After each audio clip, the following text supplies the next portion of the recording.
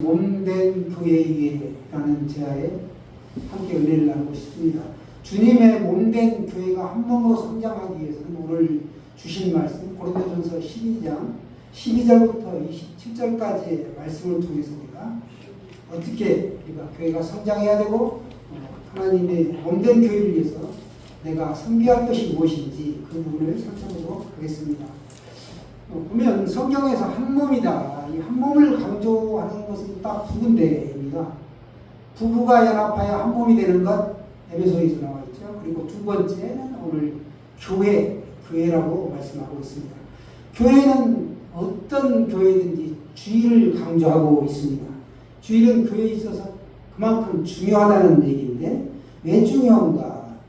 예수님께서 제자들에게 말씀하신 대로 3일 만에 주님이 무덤에서 부활하셨기 때문에 그렇습니다. 그날이 바로 주일이었다는 것이죠. 일주일을 처음 시작하는 첫째 날이 주일이다. 여러분 달력을 보시면 우리가 알 수 있죠. 사람들은 대체로 주일을 월화수목금토일로 한다는 마지막 날로 한다는 겁니다. 그렇지 않죠. 토요일이 안식일이고 마지막 날이라는 것입니다. 예수님께서는 일주일을 시작하는 주일에 부활하신 후 모든 것을 포기하고 고향 엠마오로 가는 두 제자를 만나 주셨습니다. 그들과 함께 걷고 말씀을 가르쳐 주시고 성찬을 베풀어 주시죠. 바로 그날이 주일이었다는 겁니다. 그 후에도 예수님께서 주일에 제자들에게 자신의 모습을 드러내 보이셨습니다. 그날도 역시 주일이었습니다.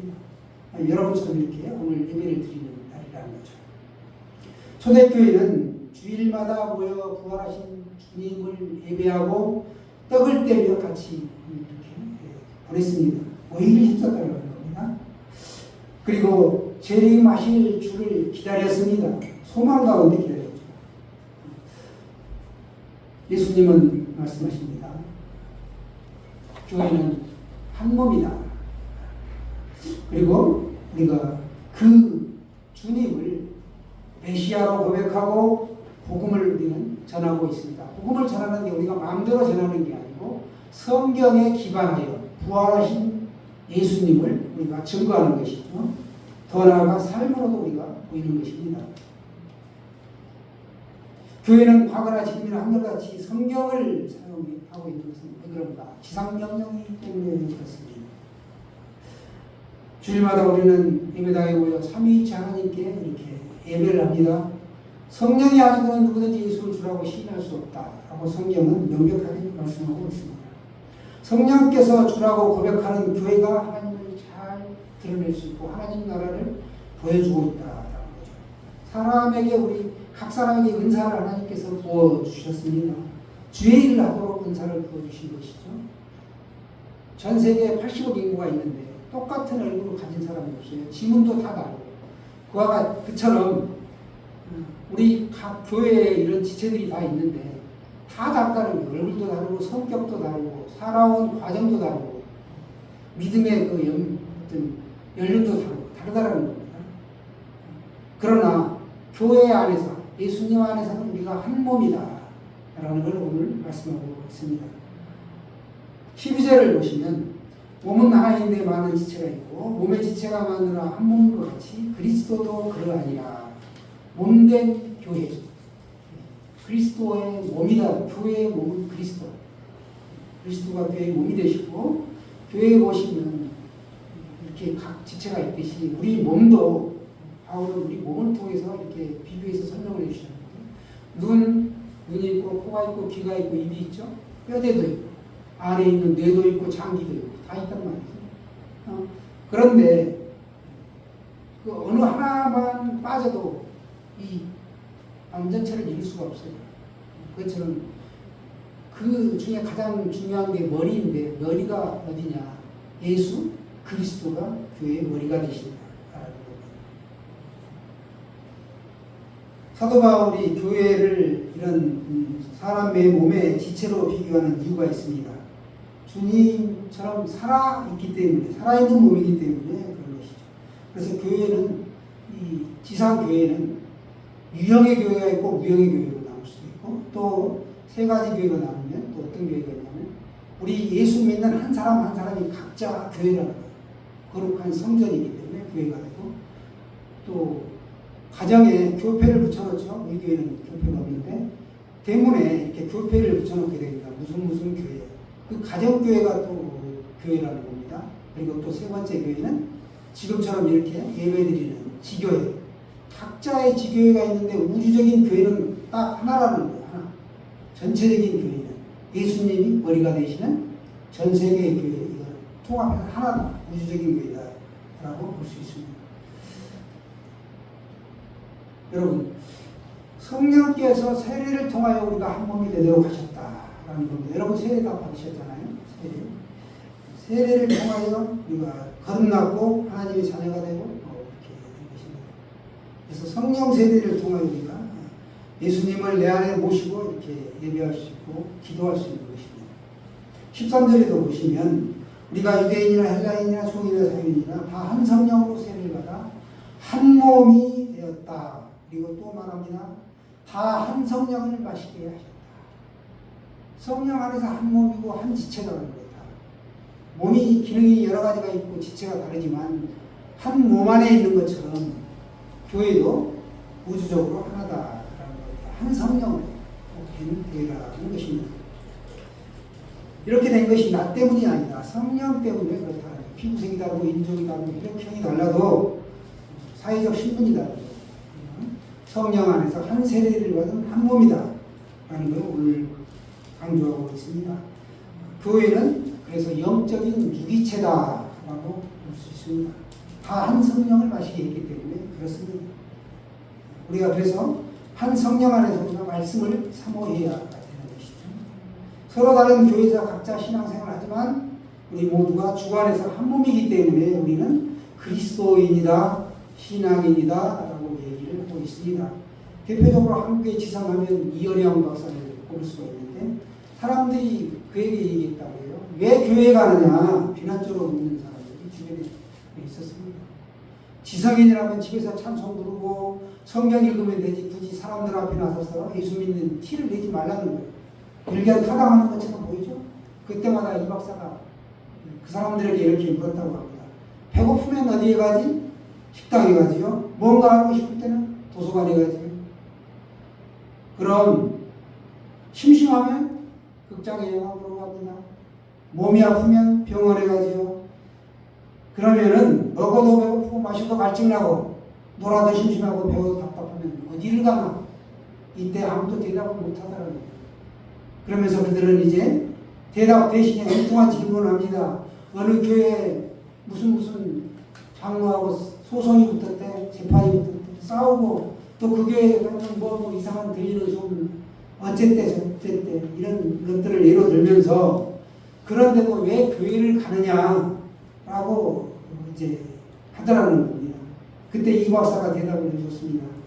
그런 교회가 설령 있다 할지라도 영원히 메마른 사람이 찾아갈 곳은 교회뿐입니다 라고 대답해 줬다는 거예요. 여러분 우리 병원에서 오진하고 실수로 잘못해가지고 환자가 죽는 경우가 가끔 있죠. 병원에 가면 환자 죽는다네 가지 마세요 그런 사람 있나요? 그렇지 않죠. 교회도 마찬가지예요. 이상한 교회가 있고 소문이 안 좋게 들려도 그런 교회가 불과 몇몇 있을 따름이지 전체가 그렇지 않다라는 겁니다. 영원 사랑하는 마음이 있는 사람들은 교회를 가게 되고 이웃에게 전도하게 되고 이웃의 아픈 영혼을 위하여 함께 기도하게 된다라는 겁니다. 사도 바울은 오늘 고린도교회가 이해할 수 있도록 14절 15절에서도 말씀합니다. 몸은 한 지체뿐만 아니요 여럿이니 만일 발이 이르되 나는 손이 아니니 몸에 붙지 아니하였다 할지라도 이로써 몸에 붙지 아니한 것이 아니요 이렇게 말합니다. 하나가 강조할 수 없다는 게 난 발을 꼬집으면 안 아파야 되는데 온몸에 통증이 오죠. 못에 찔려가요. 온몸에 찌릿찌릿하면 아프잖아요. 한 지체이기 때문에 연결되어 있기 때문에 아픈 거라고. 그런데 너는 쓸모가 없어 하고 버릴 수가 없다는 겁니다. 예를 들어서 손에 여기 지금 상처가 나고 고름이 잡혔어요. 손가락 첫째 엄지 검지마디에 검지마디 한가도 이게 아프다고 이걸 잘라버리나요? 그렇지 않죠. 이걸 감싸고 이걸 어떻게든지 잘 치료해가지고 보존하려고 하고 사랑으로 싸맨단 말이죠. 마찬가지로 교회 안에서도 나 이 사람 보기 싫은데 미운 지체가 있을 수 있어요. 사람이니까. 그렇다고 그걸 그 사람을 어떻게 할 수 있는 그렇지 않다라는 겁니다. 한 지체다. 한 성령 안에서 세례받은 한 몸 유기체적인 관계로 연결되어 있기 때문에 우리는 그렇게 할 수 없다라고 말씀하고 있습니다. 뗄래야 뗄 수 없는 관계로 연결이 되어 있다라는 것이 교회의 지체들이라는 걸 말씀하고 있고, 교회는 그래서 다양한 지체들이 모여있고 다양한 지체들이 있기 때문에 각각 섬기는 것도 은사에 따라서 섬기게 되고 그렇다라는 겁니다. 예전에는 교회가 성장 일변도로 가다 보니까 부작용이 많았습니다. 그러나 요즘은 성장도 중요하지만 건강한 교회가 되어야 한다. 건강한 교회에 초점이 맞춰져 있습니다. 그리고 각자가 섬기는 분야에 독립성이 있다라는 거예요. 은사가 다르기 때문에 각양 이렇게 섬길 수 있다. 기도를 잘하는 사람, 찬양을 잘하시는 분, 말씀에 해박한 사람, 다 다르다는 거예요. 또 손대접하기를 힘쓰는 사람도 있고, 또 황인원처럼 이렇게 강대상에 꽃을 좋아해가지고 이렇게 참 봉헌하시는 분도 계시고, 여러 가지라는 거죠. 그것을 각자가 인정하고 서로를 존중해 주는 겁니다. 그게 교회라는 것입니다. 이게 우리를 위해 사랑을 보여주신 주님의 사랑을 우리가 그대로 따라가는 것이죠. 고린도 교회는 그러나 그렇지 않았습니다. 섬겨야 하는데 섬기지 못했고 분란이 있었다라는 겁니다. 16절을 보시면 또 기가 이르되 나는 눈이 아니니 몸에 붙지 아니하였다 할지라도 이로써 몸에 붙지 아니한 것이 아니니, 지체인데 버릴 수가 없다라는 거예요. 한 몸이라는 겁니다. 성령께서 그의 육을 위해 우리에게 각양의 지체를 주셨습니다. 각양의 사람들을 붙여주셨습니다. 신체를 이루는데, 몸을 이루는데 꼭 필요한 거예요. 손, 발 다. 모양이 또 중요하다고 볼 수도 있는데, 진짜 정작 중요한 거는 또 감춰져 있죠. 우리 몸에서 가장 중요한 게 장기도 중요하고 뇌가 또 중요한데, 뇌가 나는 모양이 중요해하고 그 모양을 나타내고자 하나요? 그렇지 않죠. 사람은 얼굴을 다듬고 뭐 손발을 이쁘게 하고 뭐 이런 걸 신경 쓸 수 있지만 그렇지 않다는 거. 장기들은 모양에 신경 쓰지 않는다. 정작 중요한 것은 외형이 아니라 중심이 안에 들어있다라는 거예요. 그래서 하나님께서도 말씀하셨잖아요. 사람은 미호를 먹으니와 나 여호와는 중심을 보신다. 사무엘 선지자 말씀하셨죠. 사무엘서 보면 나오는데, 손과 발은 섬김이 있는 독립성이 있다. 오늘 16절을 통해서도 우리 각 지체를 보여주고 있습니다. 그러니까 교회에 꼭 필요한 사람들을 이렇게 엮어주셨기 때문에 불필요한 존재는 존재하지 않는다라는 것을 인식하시기 바랍니다. 은사가 있는데 나에게는 보잘것없는 것이다 라고 얘기할 수 있지만 그렇지 않다는 거예요. 그건 하나님께서 주신 귀중한 것이다 라는 걸 아시고, 하나님의 부르심에 합당하게 내가 그 소임을 감당해야 합니다. 그것이 바로 하나님이 주신 은혜에 보답하는 길이죠. 그리고 또 우리는 성령의 세례를 받아 한 몸이 되었다. 이걸 늘 인식해야 합니다. 17절 19절도 보시면 만일 온몸이 눈이면 듣는 곳은 어디며 온몸이 듣는 곳이면 냄새 맡는 곳이 어디냐. 온몸이 다 눈이요. 그러면 어디로 밥을 먹겠습니까? 어디로 걸어다니고 어디로 손으로. 온몸이 귀요. 마찬가지죠. 이걸 말씀하고 있습니다. 각양의 지체가 연합하여 합력하여 선을 이룬다 라는 걸 보여주고 있습니다. 몸은 신체 중 한 부분으로만 존재할 수 없다. 각자가 다 연합하게 되어 있고 긴밀하게 연결되어 있다. 그래서 이 다양한 신체가 있어야 온전한 몸이 된다 라고 할 수 있습니다. 예수 그리스도 교회도 마찬가지다. 각양의 사람이, 그러니까 부가 소수의 사람이지만 이렇게 모여서 은사를 가지고 섬길 때 교회에 영향력이 나타나고 사람들에게 전도도 할 수 있고 그 교회가 칭송받는 교회가 될 수 있다는 겁니다. 18절을 보시면 이제 하나님이 그 원하시는 대로 지체를 각각 보내주셨다. 얘나 같은 얘기입니다. 하나님께서 태초에 계획하시고 창조하신 대로 우리를 만들으셨다라는 걸 오늘 말씀하고 계십니다. 17절, 19절 한번 같이 볼까요? 17절, 19절.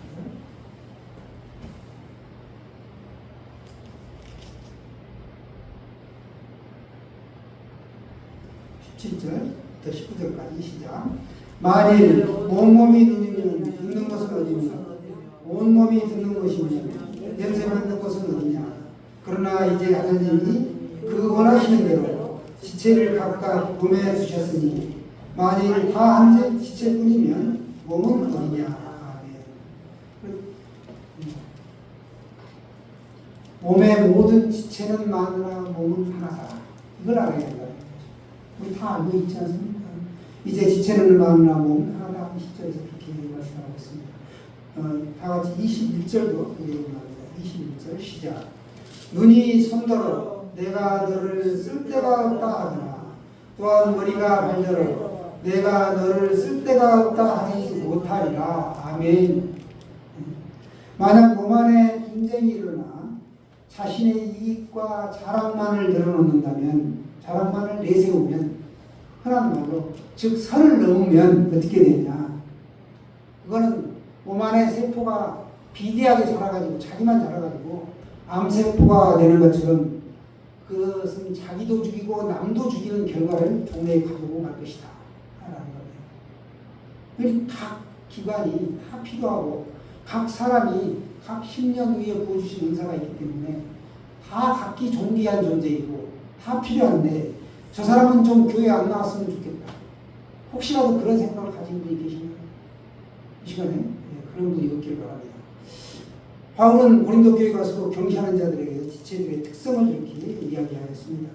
우리 몸에 보면 한 부분이 연약한 부분이 분명히 있습니다. 교회도 연약한 지체가 있다는 거예요. 그 지체를 우리가 섬겨야 됩니다. 내 눈에 그 지체가 보일 거예요. 그 지체를 섬기는 겁니다. 우리가 몸에 덜 여기는 그것들을 더욱 귀한 것들로 입혀주며 우리의 아름다우지 못한 지체는 더욱 아름다운 것을 얻느니라. 이렇게 말씀합니다. 은사를 가진 성도들이 자신의 것이 아니기 때문에 하나님께서 거저주신 것이기 때문에 자랑을 일삼지 말라라고 말씀하고 있습니다. 어느 교회 가면 방언 못하는 사람들을 아주 그냥 개무시를 해요. 시청을. 그렇지 않다라는 거예요. 그 사람은 믿음이 좋고 다른 은사가 있기 때문에 그 은사를 안 주신 겁니다. 찬양을 못해요.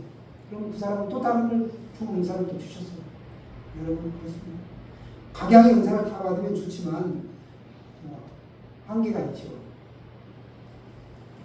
은사를 많이 받으면 받을수록 내가 주를 위해서 더 섬겨야 되고 이웃을 섬기고 교회를 섬기고 오히려 더 바빠지는 거죠. 자신만을 위해 살지 않고 이웃을 위해 하나님 나라를 위해 자신이 귀한 존재가 되어 섬기는 겁니다. 이게 하나님의 뜻이고 교회 공동체를 살리는 그런 결과를 가져오게 됩니다. 고린도 교회에는 분쟁이 있었습니다. 우리 교회는 분쟁하지 말고 조화롭고 아름다운 모습을 나타내시기를 바랍니다. 무엇보다도 서로 멸시하거나 비난하지 말아야 합니다.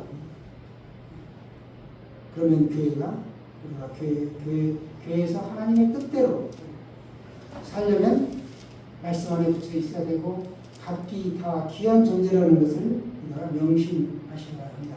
25절 말씀을 보시면 몸 가운데서 분쟁이 없고 오직 여러 지체가 서로 같이 돌보게 하셨느니라 이렇게 말씀합니다.